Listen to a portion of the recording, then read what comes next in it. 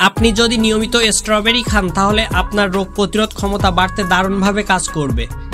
এই ফলে ভিটামিন এবং পানি দুটোই বেশি থাকে, যে কারণে গরমের সময় এটি বেশি উপকারী। রক্তচাপের সমস্যা আজকাল কম বয়সীর মধ্যেও দেখা যাচ্ছে। এর পেছনের কারণ হিসাবে থাকতে পারে খাদ্য অভ্যাস, তাই সঠিক খাদ্য অভ্যাস বেছে নিতে হবে। সেই তালিকায় রাখতে পারেন স্ট্রবেরির নাম। উচ্চ রক্তচাপ নিয়ন্ত্রণে স্ট্রবেরির বিকল্প নেই। এতে থাকা পটাশিয়াম ও সোডিয়াম এই রক্তচাপ নিয়ন্ত্রণ করে।